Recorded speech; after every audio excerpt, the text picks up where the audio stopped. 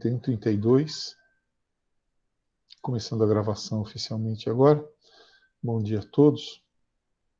Pediria a vocês, por gentileza, que abrissem o caderno do aluno na página 319, parte de história, né? Lembrando que geografia nós já encerramos.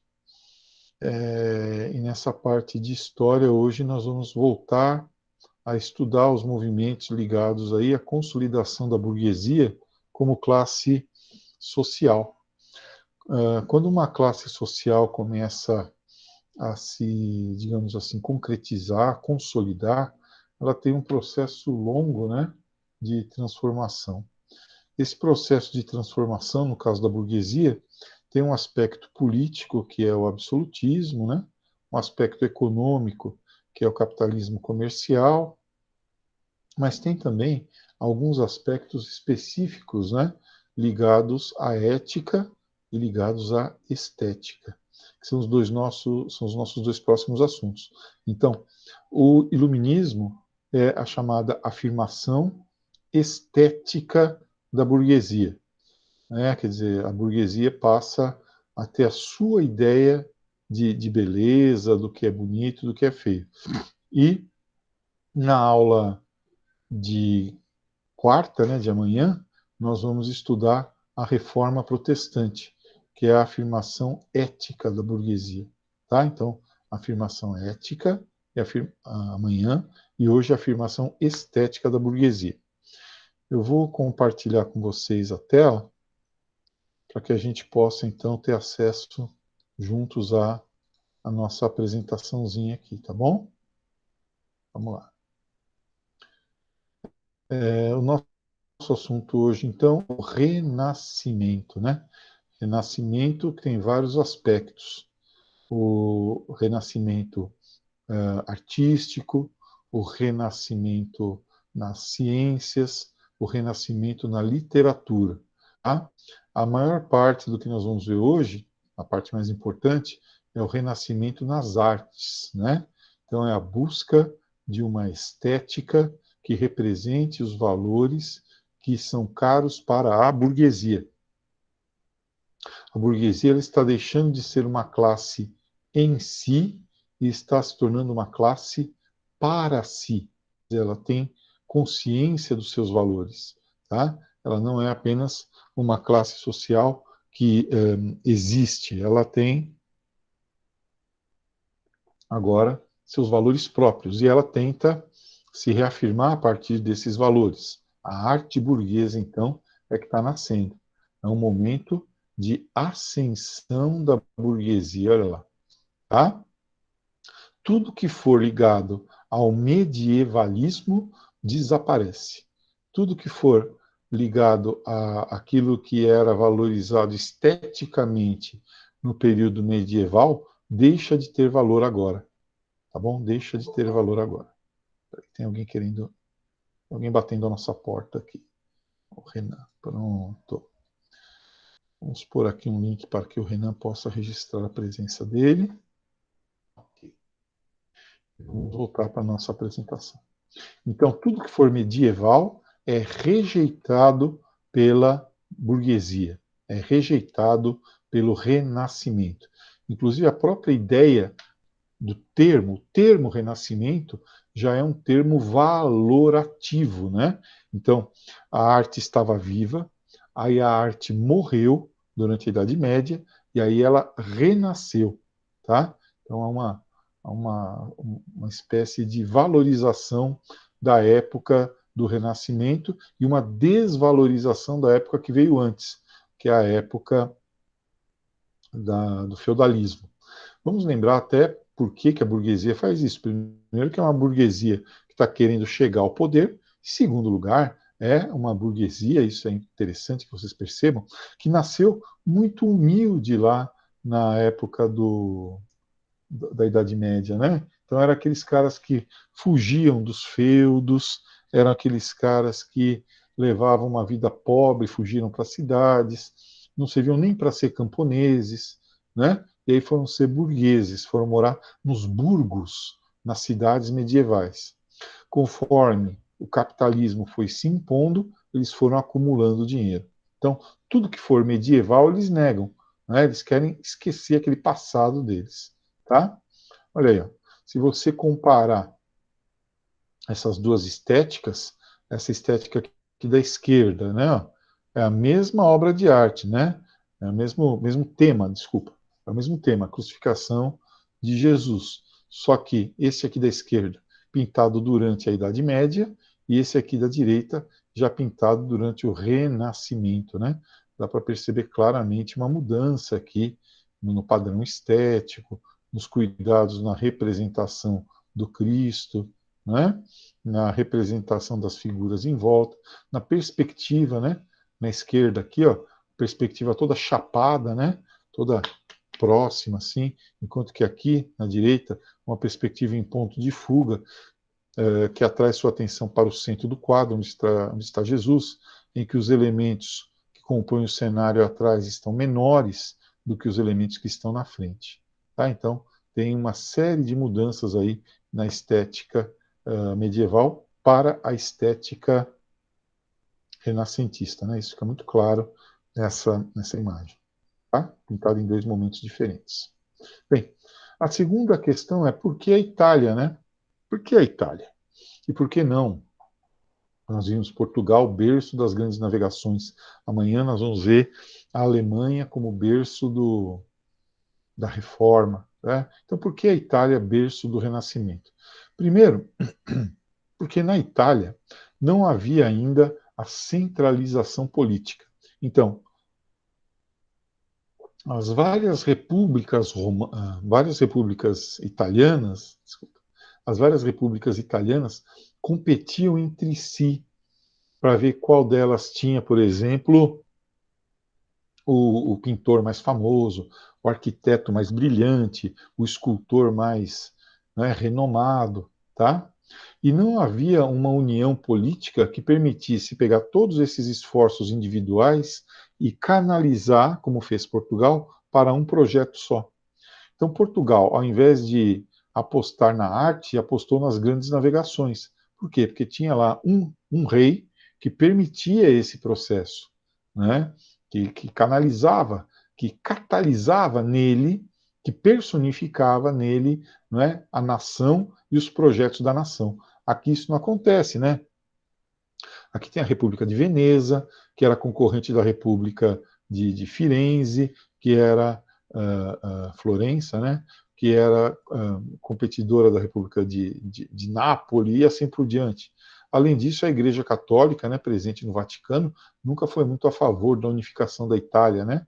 Então, meio que ela atiçava essas rivalidades aí entre os vários líderes italianos das cidades, impedindo a sua unificação. E aí o capital que entrava era utilizado, né, uma parte dele, para contratação de pintores, escultores, obras, etc. Tá? Lembrando que a Itália ela dominava as rotas comerciais. Olha aqui, ó. A Itália, a Itália dominava. Eita, cadê? Aqui, pronto. A Itália dominava as rotas comerciais do Mar Mediterrâneo, de leste para oeste, dominava também algumas rotas aqui na África do Norte e dominava as rotas transalpinas, ó, as rotas que iam em direção aqui ao Mar do Norte, ao Mar Báltico, tá? Elas passavam essas rotas também pela Itália, pela França, pela Alemanha, né? E a Itália então também tinha essa navegação aqui, ó, tá vendo? Essa navegação que passava aqui pela Inglaterra, olha lá, chegando até aqui em cima, ó, Novgorod, que é já na Rússia atual, né? Então havia vários circuitos comerciais passando aqui pelo Mar Negro, né? Que a Itália dominava, né? A Itália que tinha domínio sobre essas rotas comerciais e se beneficiava com isso, né? Lucrava muito com isso na transição da Idade Média para a Idade Moderna, como nós vimos. Além disso, convém lembrar que foi na Itália que aconteceu, né, a civilização romana, o centro da civilização romana. A Itália, antes disso, tinha sido dominada, uma parte dela, pelos gregos, a Magna Grécia, né? Então, quando você olhava pela janela, aqui em Ribeirão Pires você vê morros, cemitério, enfim. Lá não, você via, olhando pela janela, uma coluna grega, uma estátua romana, um templo. Isso servia de inspiração para os pintores, escultores, né, para a recuperação desses valores. Outra coisa, conforme o Império Bizantino, que nós já estudamos, ia acabando, né, os sábios que viviam lá já não tinham mais emprego, tá? Então, eles fugiam para a Itália. Por quê? Porque havia as rotas de comércio, havia o transporte regular entre o Império Bizantino e a Itália. E eles iam com todo o conhecimento que o Império Bizantino acumulou dos escritores gregos, da filosofia, da estética grega. Tá? Então, era uma vantagem para a Itália ter esses sábios com ele, morando lá na Itália. Né? E eles iam trabalhar lá para a burguesia. É sempre bom se beneficiar de algum país que cria sábios e esses sábios vêm para o seu país, né, para a sua área. É a fuga de cérebros que nós temos hoje em dia, já acontecia naquela época. E, finalmente, como eu já falei, né, a Itália como grande centro de todo o comércio medieval, né, comércio africano, comércio do Oriente Médio, do Mar Negro, todo ele, né, passando pela Itália para depois distribuir-se aí pelo restante da Europa. Então, por isso a Europa, por isso a Itália reúne condições, né, uma burguesia progressista e tal, de ser o primeiro país, a primeira região, digamos assim, a ter o Renascimento. Né? Olha, bem, o Renascimento tem três grandes fases, tá bom? Para a gente lembrar. Ó, a primeira fase, o século XIV, é chamada de Trecento, são os anos 1300. É uma fase ainda de transição dos elementos medievais para os elementos, Gustavo, dos elementos medievais para os elementos modernos, né? Então, é uma fase aí de início, né? Aquela primeira obra que eu mostrei para vocês é dessa etapa, né? É o Giotto. Vamos voltar aqui. É o Giotto que vai pintar, né? Essa obra aqui. As obras no tempo na Idade Média não tinham assinatura, né? A gente não sabia quem pintava, tá? É a partir da Idade Média, a partir do Renascimento, que nós temos aí a assinatura nas obras. Essa é uma obra do Giotto, né? Tá bom? Então essa é a primeira fase ainda, muitos e muitos elementos da estética medieval. Né? É um período longo de formação. O período de auge, que quando realmente a Itália está à frente de todos, é o Quattrocento. Ó, é o auge, é o século XV, os anos 1400. Duas tartarugas ninja, não uma só, né? O Botticelli, né? Botticelli, que foi o mestre dos mestres, foi o cara que ensinou todo mundo a técnica da pintura renascentista, e Rafael Sanzio, esse sim, uma tartaruga ninja,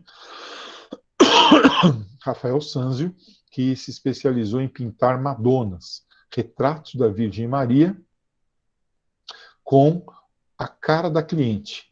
Né? Então, sei lá, né, um casal rico lá contratava o Rafael e falava, olha, eu quero um retrato de Nossa Senhora com a cara da minha esposa. E ele pintava. Né? Então, Nossa Senhora tem várias caras diferentes lá na Itália por conta do Rafael Sanzio. Né?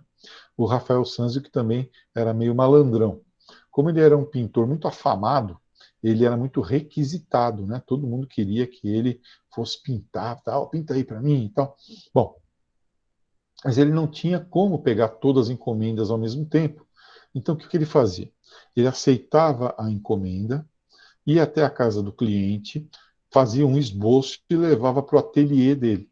E lá, no estúdio, no ateliê dele, os alunos dele, de quem ele cobrava também para dar aula, iam pintando, sob a orientação dele, aquele quadro que ele tinha encomendado, que supostamente ele iria pintar. Aí ele voltava para a casa do cliente com o quadro quase acabado, dava mais umas 2 ou 3 pinceladas lá e assinava como se ele tivesse pintado todo o quadro. Né? Uma espécie de linha de produção de obras de arte. Né? Então, muitas pessoas têm quadros de Rafael Sanzio assinado por ele, mas na verdade não foi ele que pintou, foi algum discípulo, né? Aí precisa de um processo de autenticação e tal. Então, Rafael Sanzio, um cara que se aproveitou bastante aí, né, da fase do Renascimento, da mudança da técnica, mudança da perspectiva. Eles antes pintavam em madeira, né, tábua. Agora eles estavam pintando em tela, tá? A têmpera era diferente. Eles tinham aquela técnica do chiaro oscuro, né, que é pintar com contraste, só com tinta preta, né, ou lápis preto, né, em fundo branco, né? Então é nessa época que surge todas essas técnicas, a técnica da pintura a fresco, em que o artista pintava no gesso molhado, né? E quando o gesso secava, ele absorvia aquela tinta e dava um efeito muito bonito, né? Na pintura a fresco, certo? São os afrescos da época. Bem, e a última fase é o Cinquecento, né? Já no século XVI, é a fase da decadência, mas uma decadência de alto nível, né? Com nomes como Michelangelo e Leonardo da Vinci, tá? Michelangelo e Leonardo da Vinci. O Donatello, né, vocês estão se perguntando aí da quarta tartaruga ninja, ele atua aqui, né, no Quattrocento, tá? Então, aí nós temos o Michelangelo e o Da Vinci. Michelangelo, vocês se lembram, foi o pintor da Capela Sistina, né? Ele pintou lá, ele trabalhou para dois papas, né? O Papa Júlio II e o Papa Sisto V, né? Que queria ser sepultado lá na Capela Sistina, tá? E o Leonardo da Vinci é o autor da Mona Lisa, enfim, é um cara genial, né? É o cara que simboliza esse momento histórico tão importante, tá? Foi matemático, escultor, pintor, enfim, Leonardo da Vinci. Bem, aqui, pessoal, talvez aí o que seria o centro da nossa aula, né? Que são as características mais importantes de todo o processo que nós estamos chamando aí de renascimento, né? Então vamos dar uma olhadinha. Primeira característica importante, o mecenato. Mecenato. Mecenato nada mais é do que o patrocínio de artistas pelos burgueses enriquecidos, tá? Os mecenas. Eles contratavam artistas, então. É um mecenato. Outra aqui, ó. Inspiração greco-romana, porque se eu estou, oh meu Deus, se eu estou negando os valores medievais, né, eu vou buscar inspiração no período que veio antes da Idade Média, né? Período greco-romano, tá? Greco-latino, a inspiração clássica. Lembrem-se, são valores da burguesia.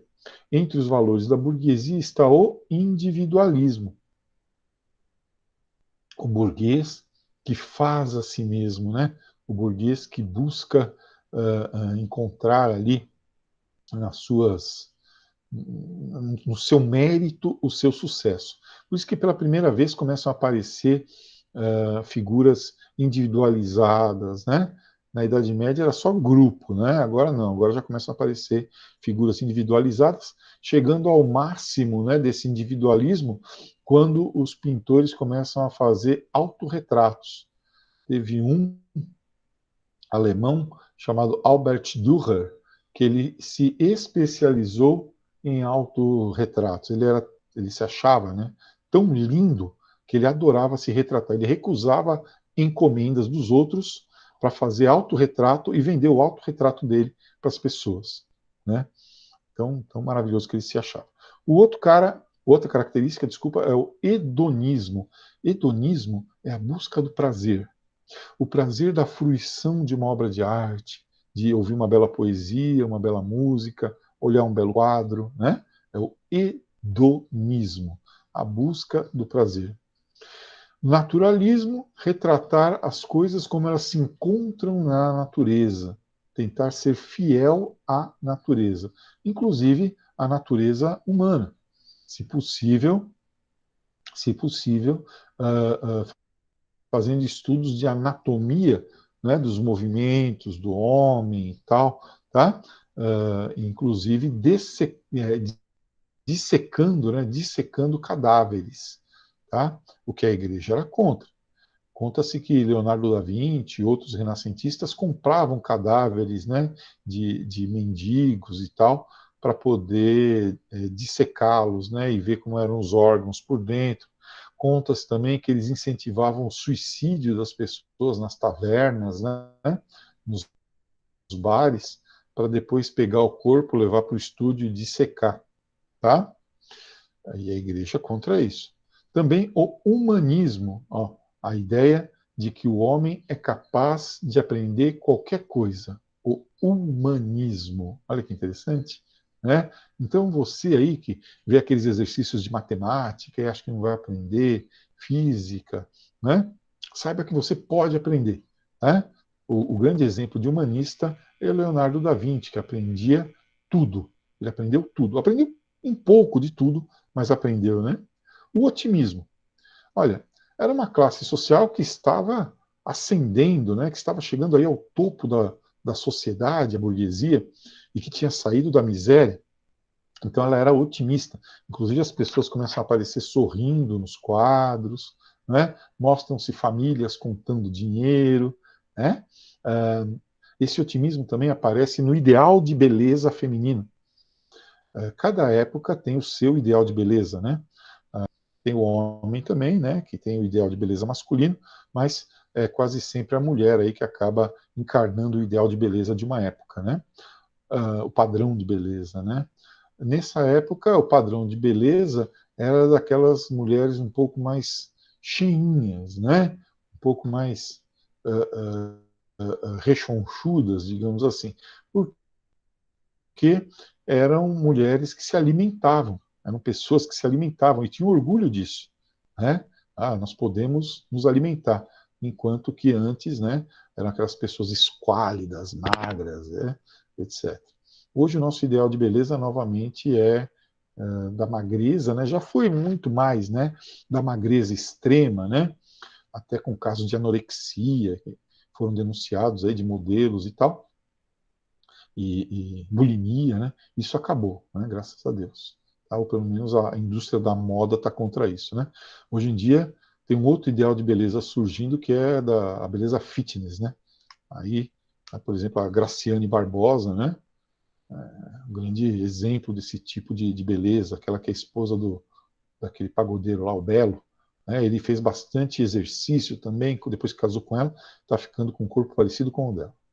Outra coisa que eu já falei aqui, né, assinatura nas obras, né, porque as obras passaram a ser mercadoria, né, passaram a ser compradas e vendidas, e dá prestígio você ter uma obra assinada por um grande artista, né. A pintura sobre tela e não mais sobre madeira, a pintura em afresco, aquelas superfícies de gesso, né, molhado, que depois secavam, a técnica do chiaro oscuro, né, fazer a pintura por contraste, usando o branco e o preto, a perspectiva em ponto de fuga, sobre a qual já falei, em que a sua atenção vai toda para o centro do quadro. Agora, duas que eu não falei aqui. Ó. O antropocentrismo. O homem é o centro das preocupações do Renascimento, ao contrário da Idade Média, em que nós tínhamos o teocentrismo, né? Agora nós temos o antropocentrismo, tá? O homem, o anthropos, como centro das preocupações, né? O homem é a medida comum de todas as coisas. E o uso da vulgata, que é o latim comum, o latim falado, né? Nas várias regiões, né? O latim é falado em Portugal, na França, na Espanha, tá? Não aquele latim clássico. Tá? Então, o uso da vulgata, que daria origem depois às grandes obras, né, do Renascimento, obras literárias, obras como os Lusíadas de Camões, que vocês estudaram em literatura com a professora Tamara, de inspiração clássica, né, porque é uma epopeia, né, nos lembrando lá Ulisses, né, na Odisseia. Também Dom Quixote de La Mancha, o Cavaleiro da Triste Figura, em que ironiza-se a cavalaria, uma instituição medieval, e assim, né, Shakespeare, né, já no final do Renascimento, nos mostrando a ideia do ser ou não ser, né? Quer dizer, ser renascentista ou ser barroco, é aquele momento da dúvida existencial do artista.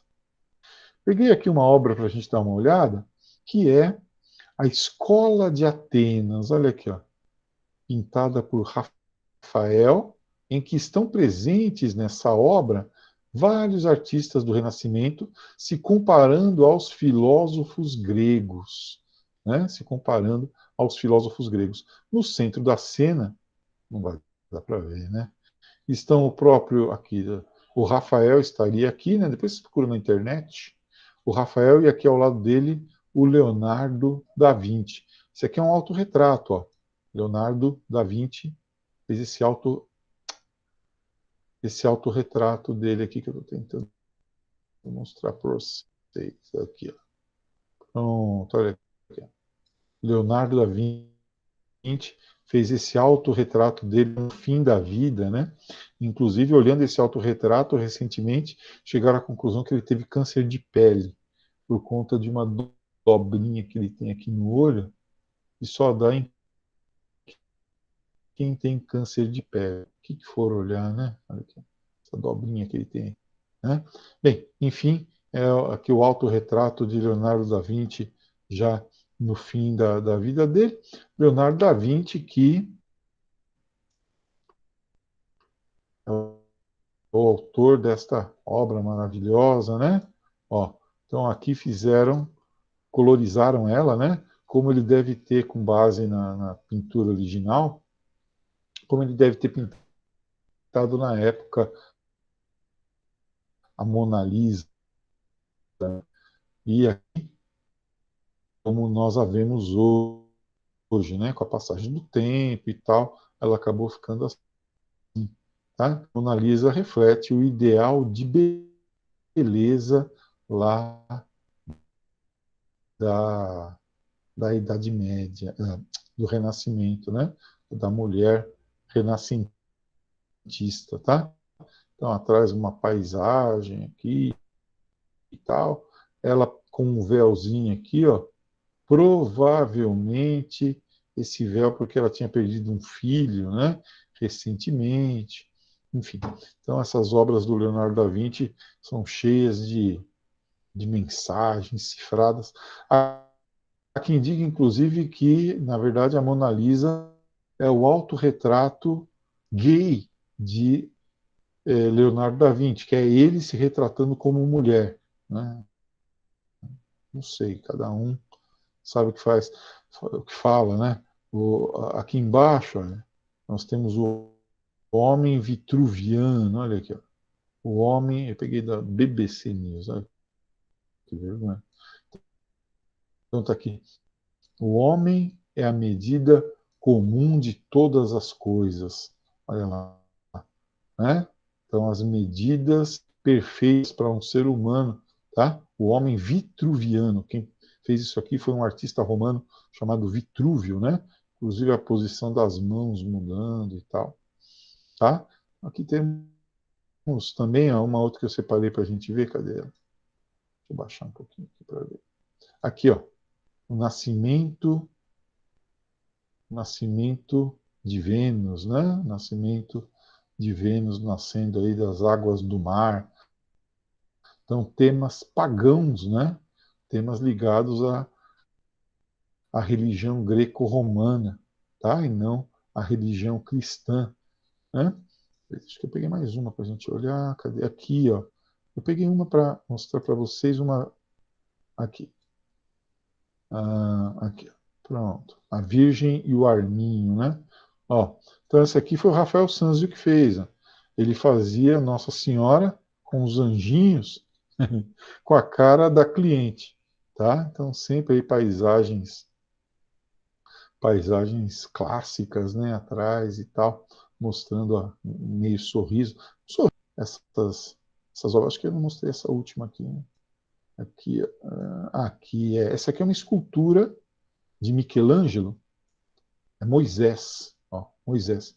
Dizem que essa escultura ficou tão perfeita que quando ele deu a última cinzelada, ele olhou para ela, né, a última porradinha, né, lá para fazer a escultura, né? uma escultura de tão perfeita que ela ficou, só faltava falar. Michelangelo, aqui já vimos, né, o Giotto, o pioneirismo italiano, as fases, as características, uma obra, né, acho que eu já mostrei todas que tinha aí. Bem, então, ali de novo Leonardo da Vinci, a Mona Lisa, o Nascimento Ô, de professor, as imagens Vênus, estão passando o homem errado pra gente vitoriano, aqui. a Virgem com os anjinhos. Chegamos então à decadência, né? Quer dizer, porque acabou, né, esse processo chamado de renascimento. Primeiro porque a Igreja Católica não via com bons olhos o povo ficar pintando cenas de religiões que tinham sido já apagadas da história, né? Nascimento de Vênus, o Davi lá foi. Ô, professor, seu Ah, é? áudio e só a Que imagem azar. atrasados. Bom, e agora? Entrou oposição da igreja aí? Tá, agora tá escrito oposição da igreja e tudo mais. Alô? Isso, isso. Renan Trindade? Professor, tá me ouvindo? Renan? Alô? Alguém pode falar comigo, por favor?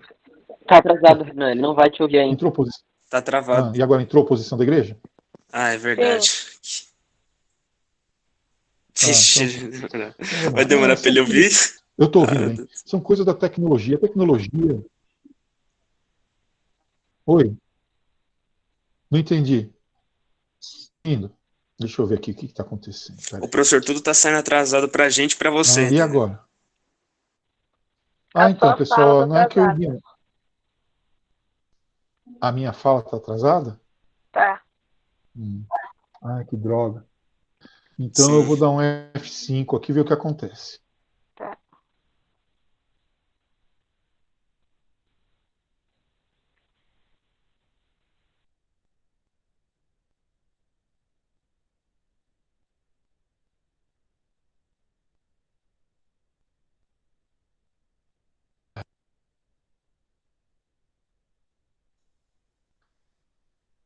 Muito bom. E agora, sincronizou? Sincronizou. Sincronizou, sincronizou. Que bom, né? Viu, pessoal? Não é que eu ignoro o que aparece no chat, não, é porque eu não enxergo.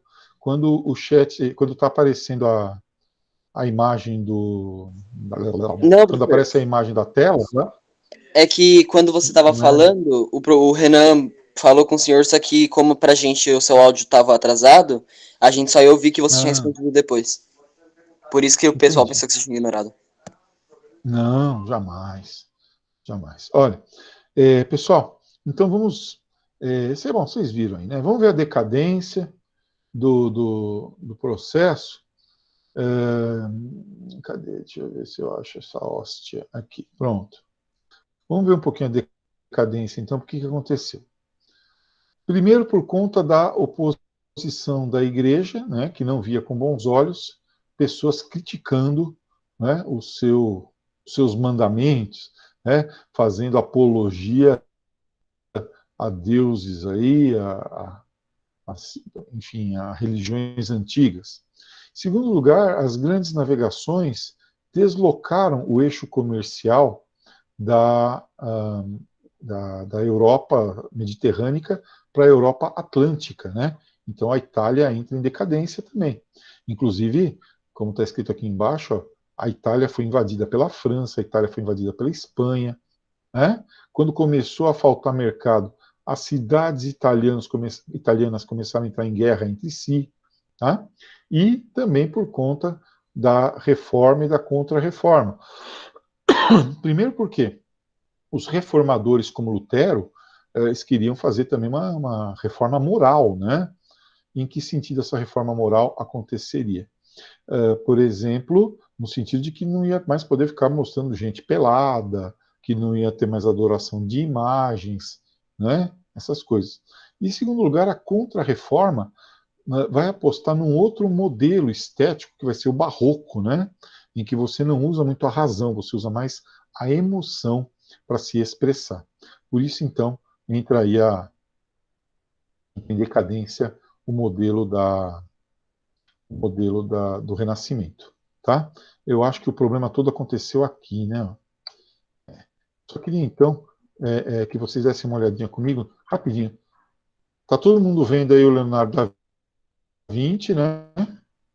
Sim? Tudo bem? Pra mim a imagem tá preta, mas deve ser a minha internet, daqui a pouco aparece. Leonardo da Vinci? O professor, pra mim Bom, tá. Agora sim, tá. Foi. Agora tá indo. tá atrasando. Tá atrasando mesmo. Bom, então, paciência, né, pessoal? Então, essa imagem que apareceu aí foi do Leonardo da Vinci, tá? Ah, que droga. Mas tudo bem. Depois, se for o caso, a gente faz uma outra imagem mais Dessa bonitinha. internet. Então, isso aí é uma outra apresentação que vai aparecendo quadro a quadro, né? É, alguém pode mandar o link para o Caldeira, gente? Link do quê? Da presença? Tá, ó, tá aqui, Caldeira, já estou te mandando. Pronto. Então, aliás, né, quem não preencheu o linkzinho aqui, né, pessoal, de nada. Por gentileza, preencha o link, clica no link, preencha a presença, tá? Agora eu vou para os exercícios, tá bom? Tem acho que 1 ou 2 exercícios aí dessas aulas. Aula 31 e 32, página 320. Vamos lá? Página 320, o primeiro exercício diz assim, ó, vamos ver. Acompanhando a intenção da burguesia renascentista de ampliar seu domínio sobre a natureza e sobre o espaço, através da pesquisa e da invenção, os cientistas, então, o renascimento científico, Galileu, Nicolau Copérnico, Johannes Kepler, pessoas que fizeram pesquisas, que experimentaram, que foram além, e alguns deles sofreram censura da igreja por isso, inclusive, né? Galileu foi condenado à prisão domiciliar, né, por dizer que a Terra se movia, e ele só não foi queimado porque ele negou, né, na hora do julgamento, as teses dele, né? Nicolau Copérnico só permitiu que a sua teoria heliocêntrica, né? O Sol como centro do sistema solar e não a Terra como centro do universo, as ideias dele fossem publicadas só depois da morte dele. Tá? Então, eles tinham que tomar certos cuidados. Bem, os cientistas também iriam se atirar nessa aventura, tentando conquistar a forma, o movimento, o espaço, a luz, a cor e a expressão e o sentimento. Nicolau Shevchenko, né? Esse cara era gente muito boa, Nicolau Shevchenko. Eu cheguei a ter algumas aulinhas, cursos, né, com ele, lá na USP, e ele era maravilhoso. Morreu faz pouco tempo. Bom, o texto apresenta um espírito de época que afetou também a produção artística, marcado pela relação entre ciência e arte, né, gente? Ó, isso é fácil, né? Então, a ciência em apoio à arte, a arte em apoio à ciência, tá? Aqueles estudos de anatomia que eu falei. Olha aqui, ó. Então, nós não falamos em fé e misticismo. Isso aqui é da Idade Média, tá? Idade Média, tá bom? Agora, a questão número 2 é um texto de William Shakespeare. Olha que interessante. É interessante que algumas pessoas acham que talvez William Shakespeare nem tenha existido. Estranho, né? William Shakespeare, na verdade, seja um pseudônimo usado por vários autores que não podiam divulgar seu nome verdadeiro. Né? Quem apareceu com essa ideia que Shakespeare não existiu foi o Freud. Tá? Freud é meio malucão, né? Então, provavelmente, em 1601, o Shakespeare escreveu isso aqui. Os próprios céus, os planetas e este centro reconhecem graus, prioridade, classe, constância, marcha, distância, estação, forma, função e regularidade sempre iguais. Né? Então, existe uma regra, né? Existe alguma coisa que pode ser captada pelo raciocínio. Eis porque o glorioso astro Sol, olha o que ele está falando, hein? O Sol está em eminência entronizado. Então, o Sol está no centro, ó, centralizado. Isso vai contra o que se dizia na Idade Média. Na Idade Média era o geocentrismo, a Terra no centro. Agora é o heliocentrismo, né? É o Sol no centro. E seu olhar benfazejo corrige os maus aspectos dos planetas malfazejos. E qual rei que comanda, ordena, sem entraves aos bons e aos maus. Né? Tudo isso é para dizer que, nessa época, eles chegaram ao heliocentrismo de Nicolau Copérnico. Né? Está aqui, ó, a teoria heliocêntrica, o Sol no centro do universo. Tá bom? Né? Então, o Galileu realmente falou sobre o movimento dos planetas, só que foi antes e não tem a ver com o texto. Gravitação universal é depois, né? Isaac Newton veio depois de Shakespeare, e não tem a ver com o texto. O geocentrismo é o contrário do que ele está dizendo, né? De Cláudio Ptolomeu, é o inverso do que ele está dizendo. E reflexão da luz, isso aqui nem sei, do Alzheimer aí, nem sei o que é isso. Bem, tem mais uma interpretação. Vejam, o Renascimento foi uma fase tão rica, né, que ele proporcionou diversas, digamos assim, interpretações. Então, uma delas eu queria até mostrar para vocês, é a estátua de Davi. Vocês têm aí no livro de vocês a estátua de Davi aparecendo, né? Vamos pegar uma estátua do Davi aqui. Essa aqui é a estátua de Davi, que fica lá no Vaticano, né? A estátua de Davi. Essa estátua, se vocês olharem para ela, assim, de corpo inteiro, né? Muito detalhista, né, pessoal? Vocês vão ver que eu não consegui pegar nenhuma imagem de Davi de corpo inteiro aqui, ó, deixa eu ver aqui.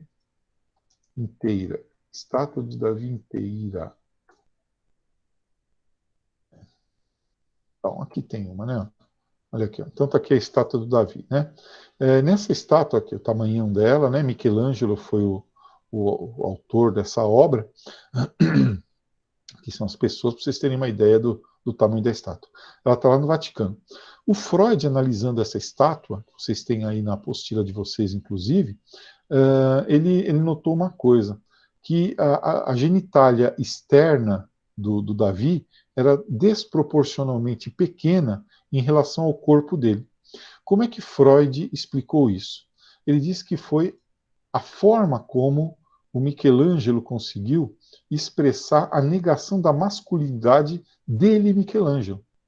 Então, como Michelangelo era homossexual, quando ele faz a estátua do Davi, ele faz com a genitália externa pequena. Né? Então, vejam só quantas conclusões que nós temos aí, né? O outro cara que se achava muito bonito, deixa eu ver se eu acho ele aqui, era o Albert Dürer. Deixa eu ver aqui. Albert Dürer, D-H... Aqui, ó, tá aqui. É meio esquisito o nome dele aqui. Albert Dürer. Ele, ó, tudo isso aqui é autorretrato de Albert Dürer. Ó. Ele se pintava milhões de vezes.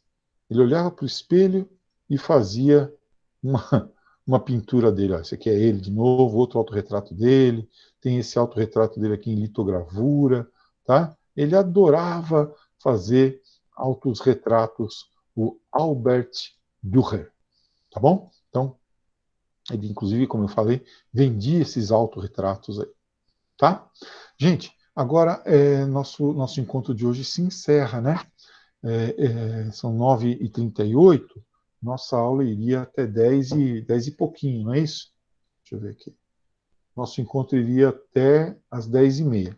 Então, eu vou pedir a vocês que nesse tempo façam o resumo do texto, do livro, texto que trata do Renascimento. Tá bom? Tudo bem? Então, Tudo Qual bem, página, professor? Sim. eu não sei a página. Eu vou ali pegar o livro e já volto. Espera aí um pouquinho. Beleza.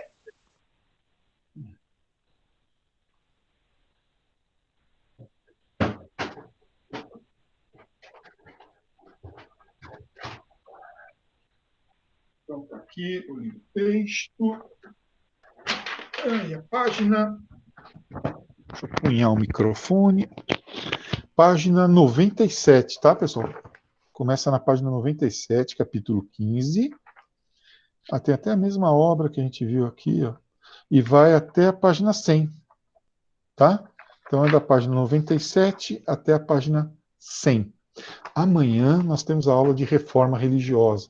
Tá? Uma aula importante também é a afirmação ética da burguesia. Quem for terminando essa lição nesse tempo aí, pode ir mandando para mim. Outra coisa, quem tiver dúvida, lembra? 964-71-2214. Ou pode mandar por e-mail, né? marcio.primac@gmail.com. Tá bom?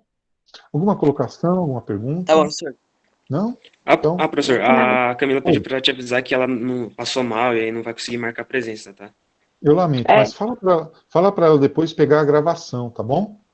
Tá. Daqui a Tá bom. pouquinho eu já vou pôr a gravação lá no plural, aí mais tarde ela pode assistir, tá bom? Beleza. Tá bom. Essa fala é muito importante. Tchau, professor. Tchau, gente. Até Fala, amanhã. professor. Tchau, Pro. Tchau, Pro. Fiquem com Deus. Tchau, professor. Tchau, meu bem. Fica com